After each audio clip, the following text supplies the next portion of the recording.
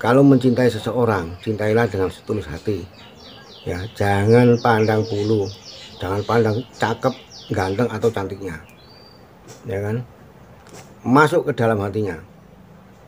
Adakah di dalam hatinya itu rasa cinta yang sesungguhnya, yang sebenarnya? Ini ukurannya pribadi kita.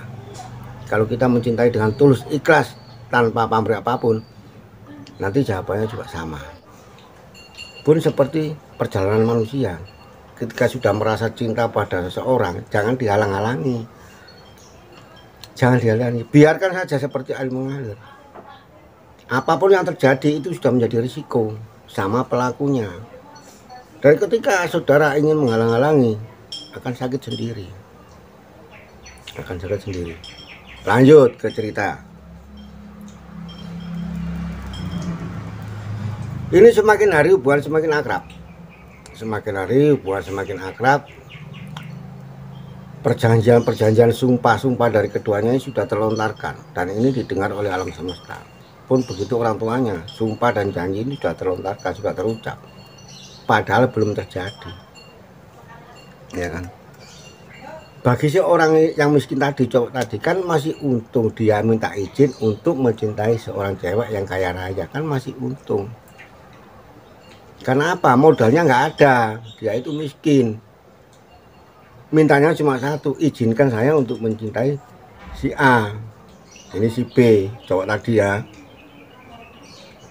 Coba seandainya minta pesawat atau minta rumah, mampukah membelikan dengan kondisi hidupnya sebagai seorang petani? Kan seperti itu. Ini kan cukup unik ya. Tinggal merestui saja masih bingung, masih susah, masih pikirannya itu kemana-mana. Nanti kalau jadi suami istri, hidup berumah tangga jadinya begini dan begitu. Nggak enak, yang dibayangkan tuh ya nggak enak. Karena apa? Merasa rendah. Karena merasa miskin. Nah, si cewek juga begitu juga.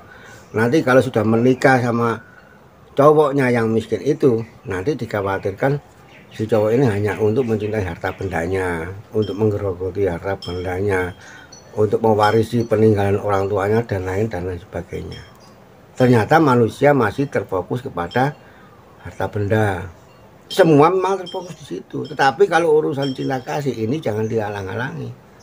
Sakit jadinya. Biarkan saja. Seperti air mengalir. Toh nanti yang menghasilkan dan yang merasakan juga yang pelaku tadi, yang saling mencintai. Ini proses lur, masih berjalan. Belum ada titik terang, belum ada kesimpulan, dan juga belum ada jawaban. Jadi keduanya ini masih saling mencintai. Gitu.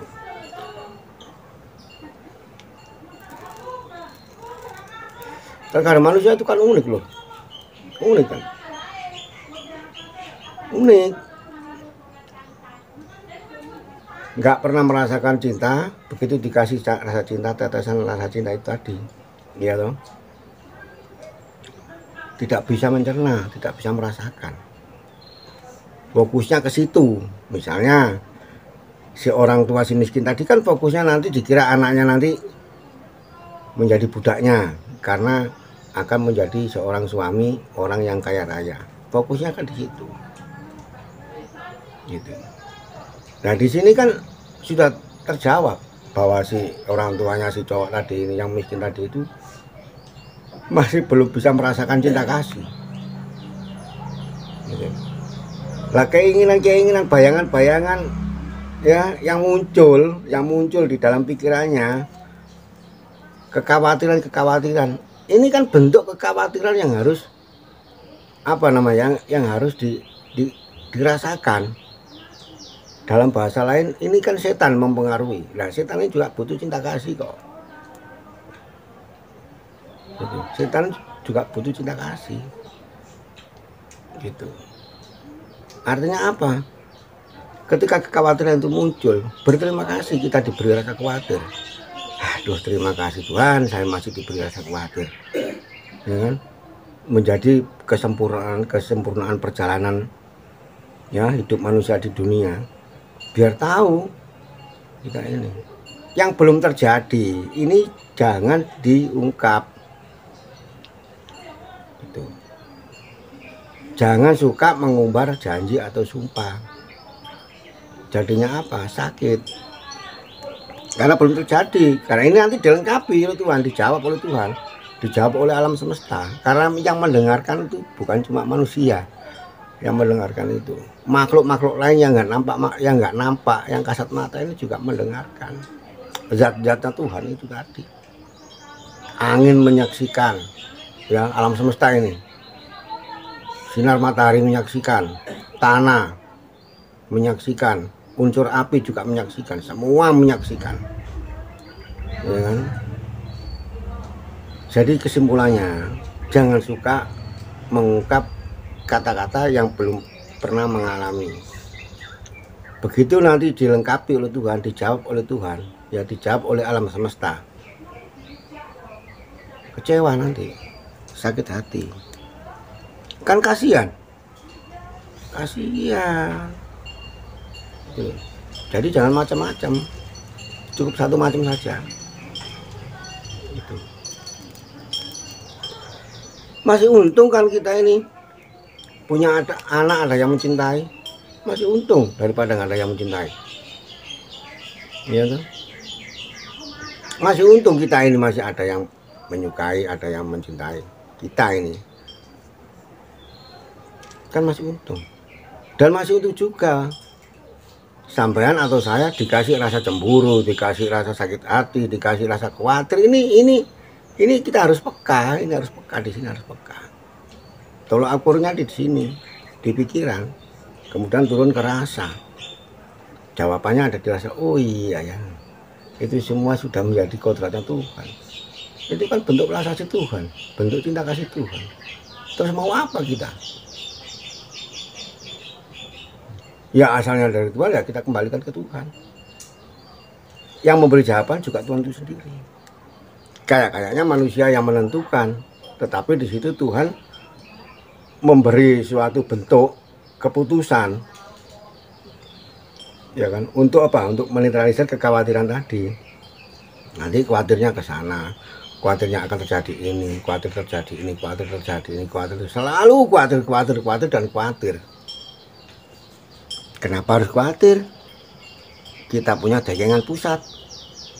Dagangan kita ini pusat, alam semesta, Tuhan itu sendiri. Itu khawatirnya di mana? Apapun risiko yang terjadi, ya kan? Kita sebagai pelaku atau kita sebagai penonton, itu aja. Dan kita bisa merasakan.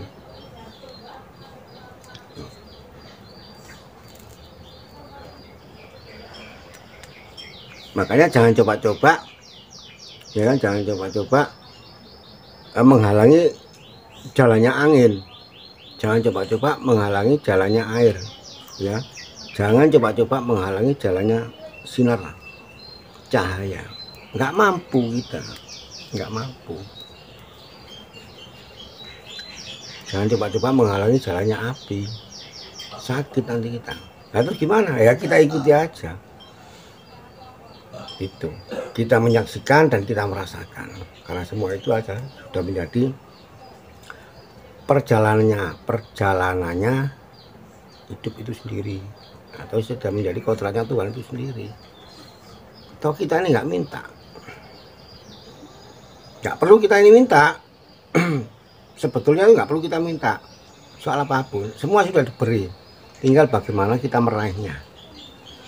Kita meraih pakai rasa cinta kasih, atau kita meraihnya pakai nafsu, keinginan manusianya atau egonya manusia. Tinggal gitu aja. Kalau kita meraihnya pakai nafsu atau keinginan manusia atau egonya manusia, dapat, memang dapat, tetapi pada akhirnya nanti akan ditunjukkan oleh Tuhan yang sebenarnya. Itu caramu itu keliru, caramu itu nggak benar, caramu itu kurang pas, kan begitu. Ya, rokok habis nyambung lagi sambil ngobrol-ngobrol. Itu kurang apa sih sebagai manusia? Semua sudah disediakan. Pernah berterima kasih sebagai manusia? Pernah? Terima kasih Tuhan, saya sudah menjadi manusia. Pernah? Terima kasih, saya sudah menjadi manusia, bisa merasakan apa yang ada. Seperti itu. Jadi jangan dihalang-halangi. Cinta itu sudah mutlak kuasa Tuhan. Kuasanya hidup. Itu sudah menjadi sifatnya hidup. Jangan dihalang-halangi. Sakit nanti kalau dihalang-halangi.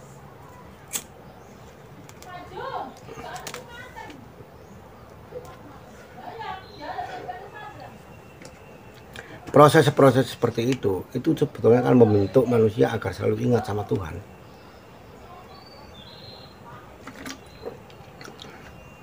Yang kayaknya kita ini kehilangan kasih sayang dari pasangan kita, kayaknya kita ini kehilangan perhatian dari pasangan kita, ya. Jadi kembali ke cerita tadi, ya kan?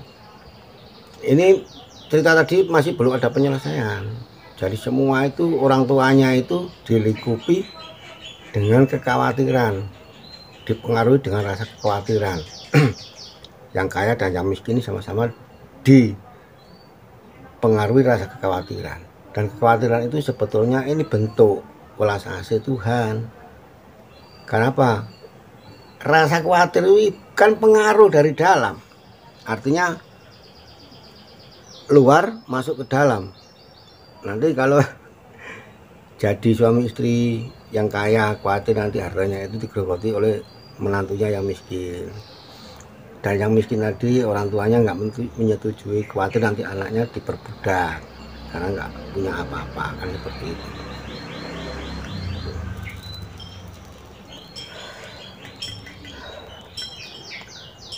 Paham ya apa yang saya katakan? Apa yang saya ceritakan tadi? Semua untuk kita jadikan apa? Tolak ukur perjalanan kita jadikan referensi, kita jadikan pelajaran, karena selama manusia masih hidup dunia ini, masih hidup di dunia itu selalu ada saja proses-prosesnya itu, gitu loh, untuk membentuk manusia yang seutuhnya. Nah, manusia seutuhnya itu yang gimana? Manusia seutuhnya itu tadi benar-benar bisa merasakan kuasanya hidup, benar-benar bisa merasakan